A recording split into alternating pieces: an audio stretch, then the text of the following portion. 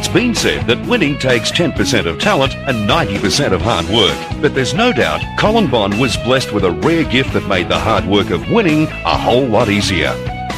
Bond was a natural, as skilled on bitumen as he was on gravel. His success in the 1970s was prolific. 3 Australian rally titles backed by national touring car and manufacturer championship crowns with the Holden dealer team. His one and only Bathurst win came in 1969 at the wheel of a GTS 350 Monaro he shared with fellow rally ace Tony Roberts. Bond clearly had the ability to be a multiple Bathurst winner, but luck seemed elusive. In 1976, he and John Harvey were denied victory by the ailing Morris Fitzpatrick Torana, and the following year he obeyed team orders to finish second to Alan Moffat in Ford's famous 1-2 finish.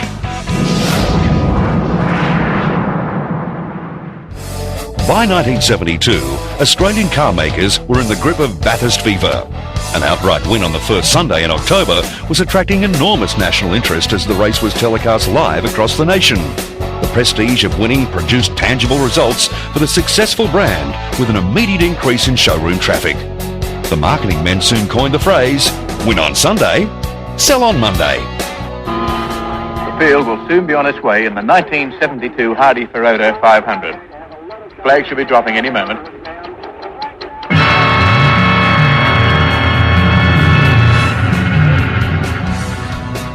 The 1972 Bathurst race was looking like a civil war. Holden was planning a wild V8 version of its compact Torano.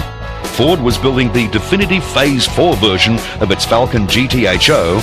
And Chrysler was putting the finishing touches to its E49 Charger 6-pack, with rumours of an even hotter V8 version on the way. However, it was not to be.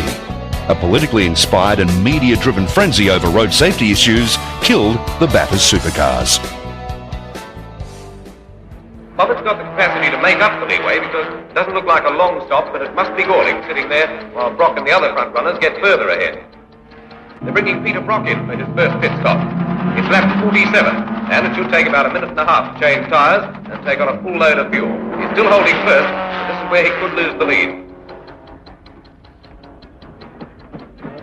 How's it going, Pete? Going well? Brakes are just getting bedded in. Very nice. We've had the clock on this one, and it looks as though Brock will be out in about 1:35. No, it's 1:36. There he goes in second slot. Shivers, driving a consistent race and holding off from making a pit stop, is in third. French is holding down fourth. Here comes Moffat. He's got the boot down in fifth and climbing back. Gagan has pitted. Brock's back in the lead, but we've just heard that he's also been penalised a minute for a refuelling miscue. Moffat's in for his second stop. He's got to within 12 seconds of Brock. The stop will drop him back another 2 minutes. So, to be with Brock at the flag, he's going to have to drive even harder. Let's watch this stop. There's Brock, the leader, still nicely out in front, but French is closing the gap, although he's still got that one pit stop to go. And here's drama, an unscheduled stop by Moffat. Last time in, he was complaining about the Falcon's brakes. This could be the reason for him bringing the car in so soon. Yes, it looks as though the mechanics are checking out the system. No effort to change tyres. No one's worrying about topping up the fuel tank. I'd say that this stop could develop into a lengthy one. That'll mean the end of Moffat's chances of taking the 500 from Brock. Very disappointing moment for the Ford Works driver. After his early troubles, he was consistently making up ground. This looks as though it will put paid to his chances. Look at this. The race just about run, and drama in front of the pits. Murray Carter has put his Falcon into the fence at Murray's, and he doesn't know that the bodywork is ripping into the tyre. He'll be lucky to get around the track, and he has to do that. Regulations say he can't back up. Carter's made it in. Look at that tyre, shredded to pieces, and look at that battered bodywork. Mechanics are rushing in to get him out on the track again because Carter has the capacity to finish around about 10th. Driven a sure and steady race. Must be galling to be sitting in the pits like this with mechanics tearing at the car. And they're hacking at it too. There's no time for niceties now. There's some bodywork in the road, so the mechanics are chopping it off. It's the quickest way.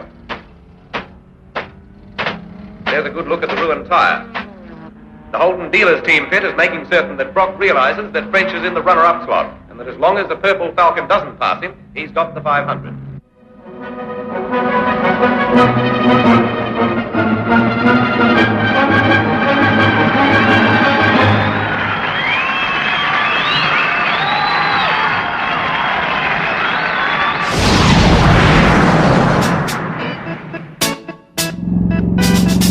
One of the greatest tragedies in Bathurst history was the infamous supercar scare of 1972, a media-driven political frenzy over road safety that killed what would have been the greatest high-performance Falcon ever made, the XA GTHO Phase 4.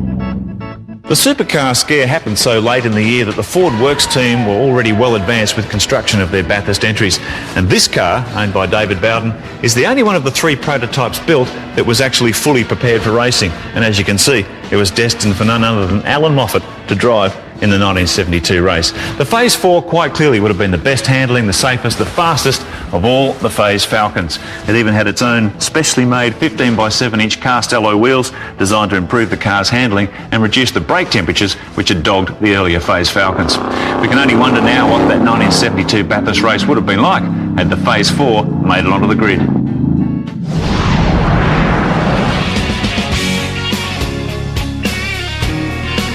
Rock and Bathurst are as synonymous as Elvis and rock and roll. Through the 1970s and 80s, it seemed the Mountain Master had a mortgage on Mount Panorama. His tally of 9 mountain wins is a record unlikely ever to be beaten. It started in 1972 when the Diamond Valley Kid stormed to a brilliant solo victory driving an XU1 Torana. His second win came 3 years later with Brian Sampson in a Torano L34. From 1978 to 1984, Brock was virtually unbeatable, claiming amazing 6 wins from 7 starts in a variety of Toranas and Commodores, co-driven by Jim Richards and Larry Perkins. His final victory came in 1987, when his third place became first following the exclusion of the Texaco Sierras. The only blot on the Mountain Master's record is that his Bathurst tally is 1 short of a perfect 10.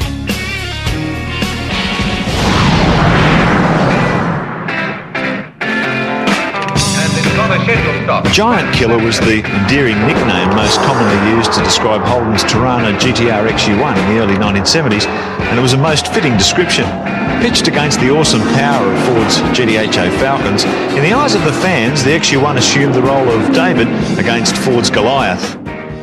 The little Torano with its triple carburetted 6-cylinder engine certainly struggled against the GTHOs in terms of top speed down Conrod Straight. But what they lacked there, they certainly made up for with their nimble handling and braking. These cars are also a lot more economical in terms of their use of tyres, brakes and fuel. At Bathurst in 1972, the XU1 Torano was truly a giant killer. It went into the race as the underdog, but a combination of wet weather, the well-drilled Holden dealer team and a young gun by the name of Peter Brock produced a winning performance.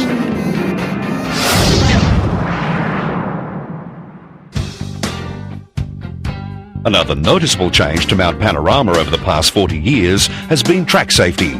Back in the 1960s, it really was just a public road, with minimal safety fencing constructed from wooden planks bolted to solid steel posts driven into the ground. There were all kinds of hazards waiting to punish those who strayed off the racing line. Up mountain straight to the cutting, closed to the public. They don't see Smith take Altonan. Privilege reserved for the local livestock.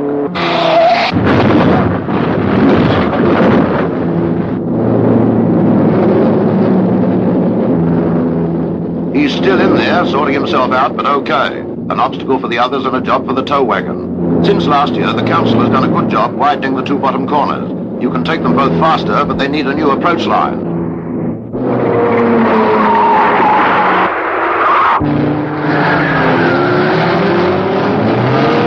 Time 12:20, and Stacey has bent his Cooper on Forest Elbow. The fang percentage for these fast-moving small fellows seems high.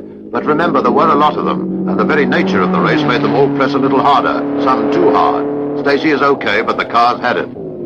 The entire track was lined with barbed wire cattle fencing, deep ditches, exposed earth banks and giant gum trees. Over the years, track safety was gradually upgraded, the most noticeable change being the addition of the chase deviation on Conrod Straight in 1987. Today, the entire circuit is encased in concrete walls, catch fencing and deep gravel traps. Yet, thankfully, the mountain's essential character has never been lost.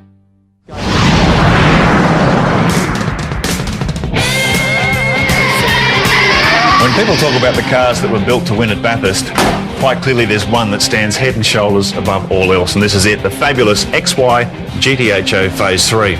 The XY was the third and ultimately final phase of the GTHO program, and today it's unquestionably the most collectible muscle car in the country. The XY was also the first and only GTHO to feature this, the famous shaker scoop. It actually attached directly to the engine and poked through the bonnet through this hole here, and when the engine was running, the shaker scoop shook from side to side, hence the famous name. The shaker engine deserved its fearsome reputation. The Phase 3 was equipped with an immensely powerful Cleveland V8 and bulletproof drivetrain.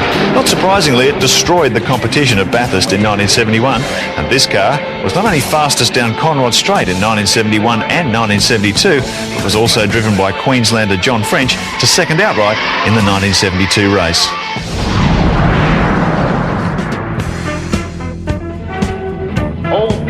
John Goss is the only man to have won both the Australian Grand Prix and the Bathurst 1000. Even today, memories of his spectacular driving of both touring cars and open wheelers remain vivid in the minds of many fans. The Tasmanian's first Bathurst win ranks as one of the most popular in the history of the great race. Goss teamed with Kevin Bartlett in a privately entered Falcon, pitched against Holden's fast but fragile L34 Toranas. Goss focused on reliability rather than raw speed, and the strategy paid off, winning a marathon race that concluded in diabolical conditions. Goss had to wait more than a decade for his second Bathurst success, when he was drafted into the TWR Jaguar team for the 1985 event. Goss and co-driver Armin Hana steering the big V12-powered British coupe to another popular win.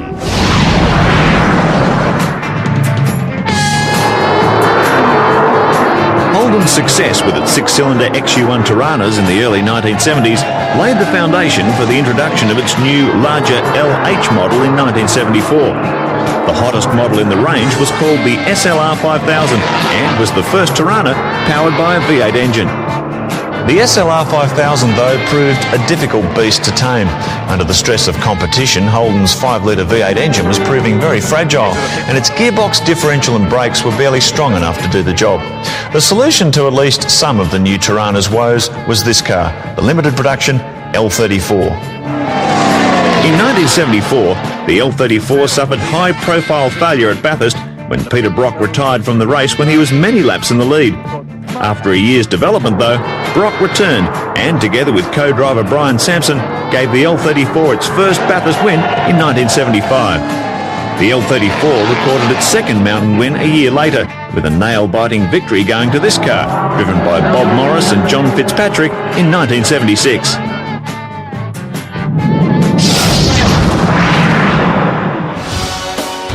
Perhaps the most dramatic change in 40 years of the great race has been the continual rise in speeds and resulting tumble in lap times. In 1963, the fastest cars were taking around 3.5 minutes to complete a full lap of the old circuit. Today, the V8 supercars are a full 1 minute and 20 seconds faster each lap, despite the addition of the chase deviation on Conrod Straight. In 2002, John Bowers' provisional pole position time was 2 minutes 8.38 seconds.